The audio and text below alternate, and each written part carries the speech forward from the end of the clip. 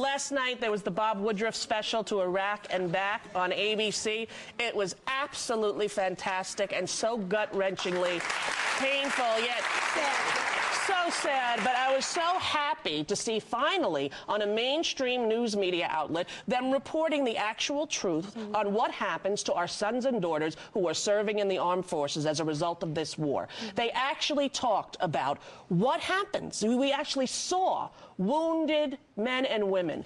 And there's a lot of controversy about whether or not the government is actually participating in trying to silence the media about the realities of this war. What do you think? I think it's sad. You think it's sad? I think the discrepancy in the number was what? The government was saying there were 23,000 injuries coming out of this war that were being treated in the vet hospitals. And what was the actual number? Like 200-something thousand? Well, because a lot of, someone told me today, a lot of towns don't have VA hospitals, so they just kind of, you know, don't get help. Well, they're saying that there are 20,000 injured, and what the VA, since this war has started, is treating between 150 and 200,000 veterans of Afghanistan and Iraq. Including their lifelong treatments, right? Like in terms, because I don't think they address a lot of the time, like the you know, mental issues that come out of it, the injuries to the brain, even the, you know, post-traumatic stress that these soldiers come home with. I think that that's something that, you know, includes lifelong treatment. What do you think about the fact that President Bush and this administration is actually trying to prevent Americans from knowing the facts of this war that we are involved with? This is a democracy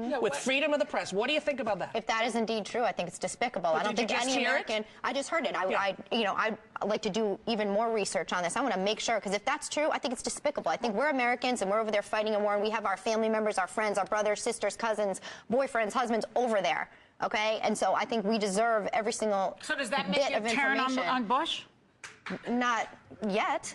What about the fact that we have yet to see the coffins coming home? That when the coffins were photographed inside of the Dover Air Force Base where they land, that the photographers were in trouble and that those photographs were hidden from the view of America for the last 3 years. That we don't see the men and women with their skin burned off, limbless. Well, they have to do that, otherwise they can't get the rest of them to go there. That's why they do it. But Joy, they've never done this. They didn't do this during Vietnam. Done in response to the fact that all those photos of the coffins for a while were being used as awful propaganda. I believe that they were. Elisabeth, so it's propaganda to not show the truth. I hear you. That is propaganda. Rosie, I hear you. I believe we should have all the information. I'm saying I think the recall on those photos was just a reaction to the fact that people were using them as false propaganda. It's not false propaganda when there are dead human beings inside those coffins. Every other president has met the bodies and attended the funerals. He should be there. Every other president has. This is the first president that has not. He should be there. It's a disgrace. He should be there. This administration is a disgrace.